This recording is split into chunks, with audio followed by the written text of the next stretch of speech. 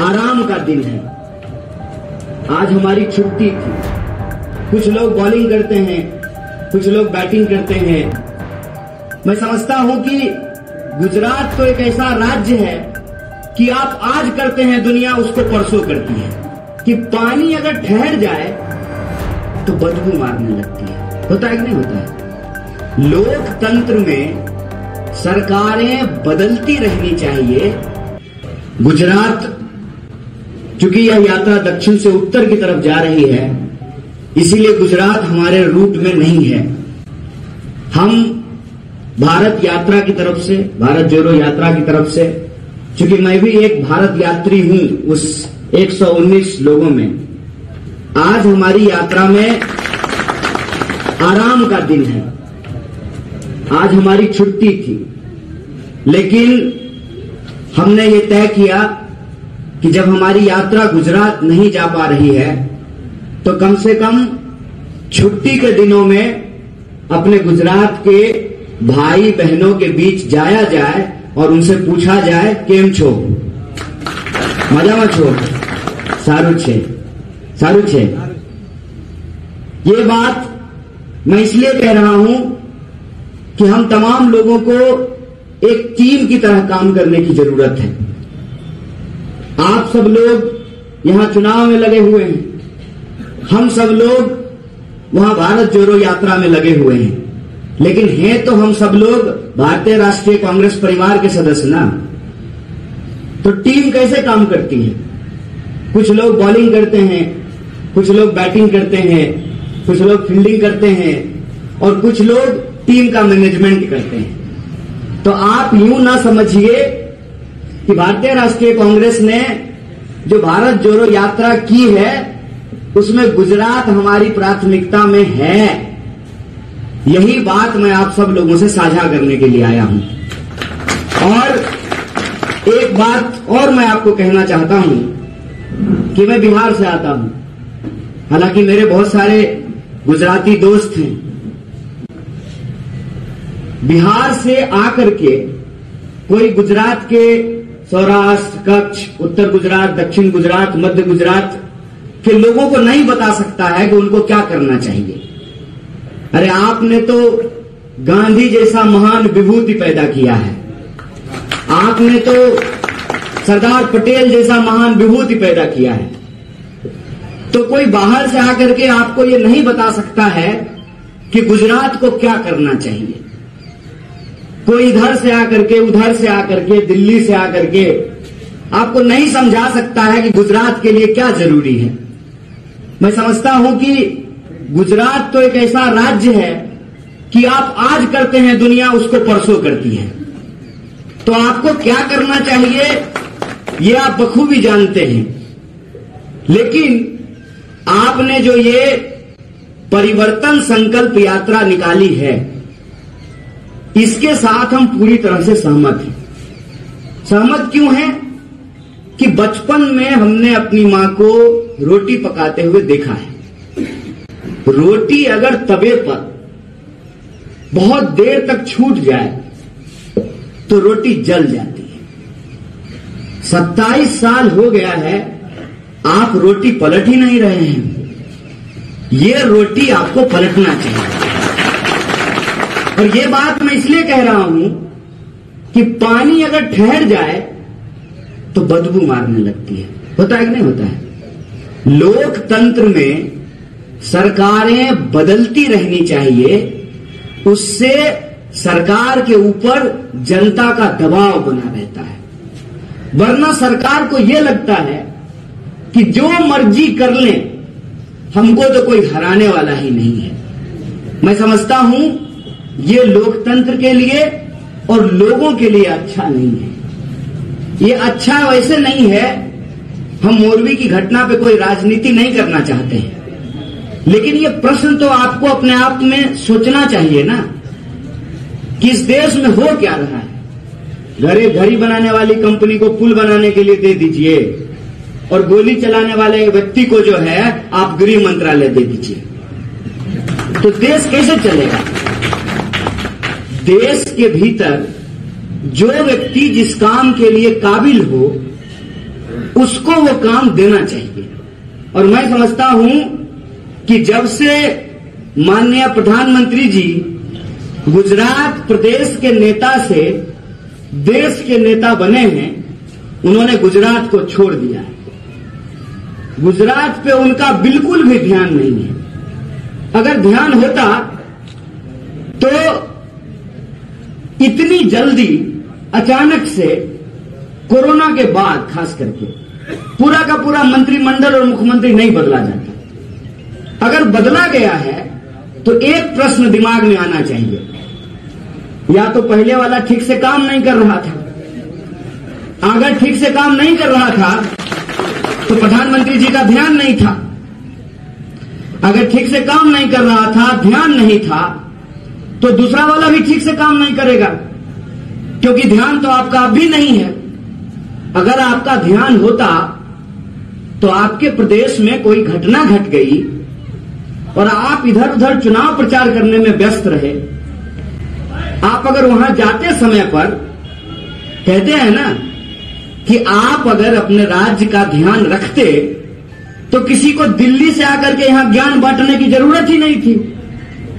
अगर आप फ्री बिजली दिए होते, अगर आप गुजरात के स्कूलों पे ध्यान दिए होते, अगर आप गुजरात के नौजवानों को रोजगार दिए होते, अगर सिविल अस्पताल में कोरोना के दौरान ऑक्सीजन की कमी के चलते लोगों की जान नहीं गई होती, अगर किसानों को उनके फसल का दाम मिला होता, तो किसी को बाहर से आकर के राजनीति करने का अवसर मिलता।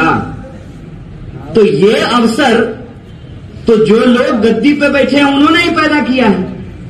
और इस संबंध में मैं एक बात आपको बता देना चाहता हूं, क्योंकि अल्टीमेटली वोट आम लोगों को करना है, और आम लोग जो वोट करने वाले हैं उनको सबसे ज्यादा आज के तारीख में कंफ्यूज किया जाता है। कंफ्यूज क्यों किया जाता है? ताकि वो एक मजबूत विकल्प को चुन ना सके, और मजबूत विकल्प को नहीं चुनने की स्थिति में जो पुराना विकल्प होता है वही चलता रहता है। और कौन है मजबूत विकल्प? इसका सीधा गणित है, मैं आपको बता देना चाहता हूं। सीधा गणित यह है कि जो नई पार्टी आज के डेट में गुजरात में आई है वो बीजेपी से नहीं लड़ सकती है। क्यों नहीं लड़ सकती है? तो आपको एक बात समझना होगा कि उस पार्टी का निर्माण ही कांग्रेस के विरोध में हुआ है। आप सब जानते हैं कि अन्ना जी का आंदोलन तब हो रहा था जब कांग्रेस की सरकार थी। आज भी सब कुछ हो रहा है। 27 साल से गुजरात में कांग्रेस की सरकार नहीं है। आप अपने दिल पे हाथ रख करके कहिए, भ्रष्टाचार खत्म हो गया है, भ्रष्टाचार बंद हो गया, किसान को उनके फसल के दाम मिल रहे हैं, नौजवानों को रोजगार मिल रहा है, महिलाओं के साथ अत्याचार नहीं हो रहा है, आपको आपकी बुनियादी जरूरतें पूरी हो रही है। तो जब सब कुछ हो रहा है तो जो कांग्रेस के विरोध में आंदोलन किया गया था उस आंदोलन की हकीकत क्या है?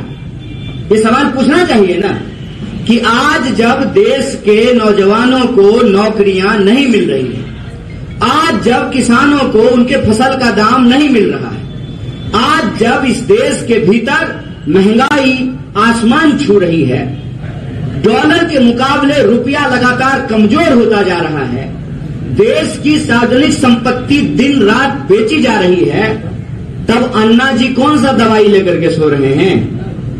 ये सवाल पूछना चाहिए ना। कांग्रेस के विरोध में जो पार्टी बनी है, और मैं आपको याद दिला देना चाहता हूं कि आज तक भाजपा को हराने का आम आदमी पार्टी का इतिहास नहीं है। दिल्ली में सरकार बनी कांग्रेस को हरा करके, पंजाब में सरकार बनी कांग्रेस को हरा करके, और ऐसा ही माहौल बना था। मैं गोवा के चुनाव में था। गोवा के चुनाव में क्या हुआ? वोट का बंटवारा हुआ, बीजेपी दोबारा जीत गई। उत्तराखंड के चुनाव में क्या हुआ? और ये सारी जगहों पे बीजेपी की सरकार थी। वोट का बंटवारा हुआ, बीजेपी जीत गई। तो ये आपको तय करना है कि आपको अपने वोट का बंटवारा करना है या सचमुच रोटी जल न जाए इसीलिए रोटी को पलटना है, परिवर्तन करना है। ये संकल्प गुजरात के लोगों को लेना है। और हम सिर्फ इतना कहना चाहते हैं कि जो होता आया है उसी से आप सीखेंगे। हो तो यही रहा है कि कांग्रेस एक मजबूत विकल्प बन सकती है, लेकिन तमाम कांग्रेस विरोधी ताकतें एकजुट होकर के किसी भी सूरत में भारतीय राष्ट्रीय कांग्रेस मजबूत विकल्प ना हो जाए, इसकी पूरी कोशिश की जाती है। और आज हम देख क्या रहे हैं, जो लोग बेईमानी से देश का पैसा चोरी किए हैं, देश की संपत्ति लूटे हैं, उनको ईडी से डराया जाता है। ईडी से डर करके या अपना ईमान बेच करके लोग भाजपा में शामिल हो जाते हैं। आज आपके सामने एक ऐसी आवाज है जो भाजपा के सामने झुकने के लिए तैयार नहीं है।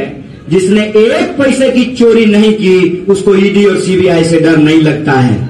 इसीलिए अगर आप मजबूत विकल्प चाहते हैं तो आपके सामने एक विकल्प है, और वो विकल्प ये है कि पिछली बार भी कुछ सीटों से गुजरात में सरकार नहीं बन पाई। तो आप बताइए, जिसको 12 सीट कम है, जिसको 15 सीट कम है, वो भाजपा को ज्यादा सक्षम तरीके से हरा सकता है कि जिसको एक भी सीट नहीं है वो भाजपा को ज्यादा सक्षम तरीके से हरा सकता है।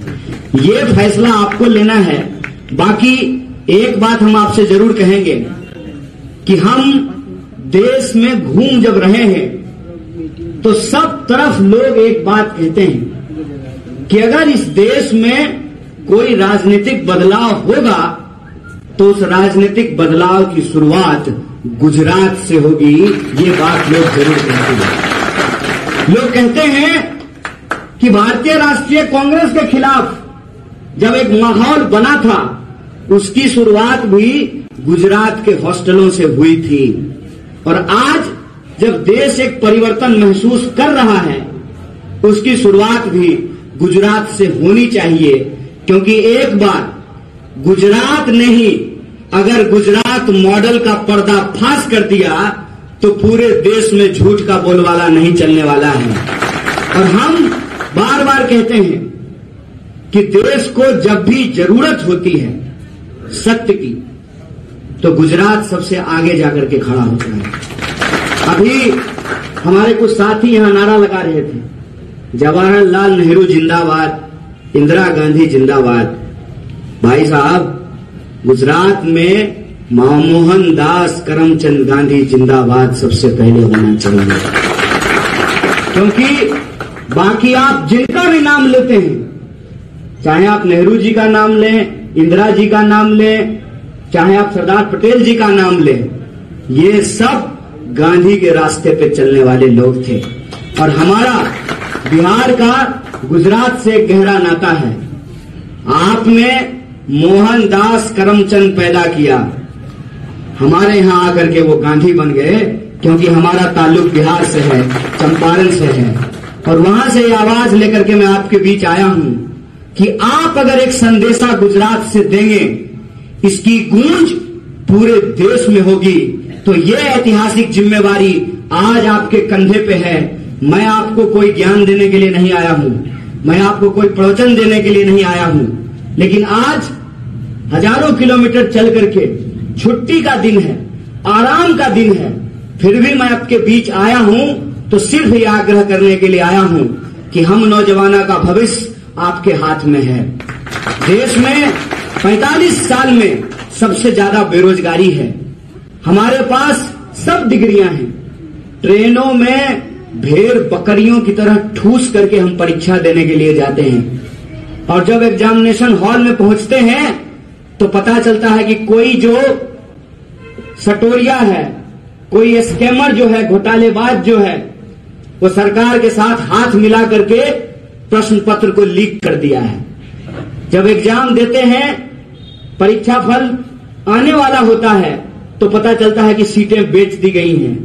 और आप ये जान लीजिए हमारा भविष्य बहुत मुश्किल में है और हम सोच न सकें।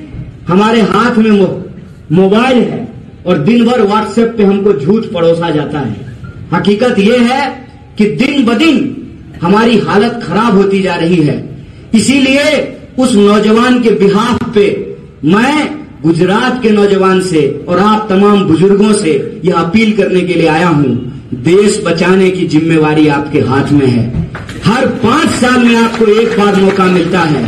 एक संदेशा आप हमारे हक में दीजिए और हमारा हक इस देश के आम आवाम के हित की बात है। हमारी राजनीति ये नहीं है कि हम किसी से छीन करके किसी को कुछ देना चाहते हैं। हम चाहते हैं कि लोगों के बीच में न्यायपूर्ण बंटवारा हो। आपने 27 साल भाजपा को मौका दिया। अगर अमित शाह का बेटा बीसीसीआई का सेक्रेटरी बन सकता है क्योंकि उसका बाप देश का गृह मंत्री है, तो मेरा बाप मजदूर है, मेरी माँ आंगनवाड़ी में काम करती है, तो क्या मजदूर होना, आंगनवाड़ी में काम करना कोई गुनाह है क्या? कि डिग्री लेकर के लोग दर दर भटक रहे हैं, उनको नौकरी नहीं मिल रही है। नौकरी कहां मिलेगी जब तमाम सरकारी संपत्तियां रोज बेची जा रही है? कभी रेलवे बिक रहा है, कभी बीएसएनएल बिक रहा है।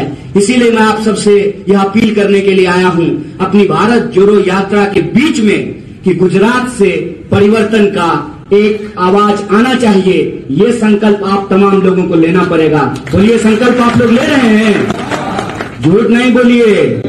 गांधी की धरती है, गांधी की धरती है, झूठ नहीं बोलिए। अगर संकल्प ले रहे हैं तो मन में कोई दुविधा नहीं होनी चाहिए।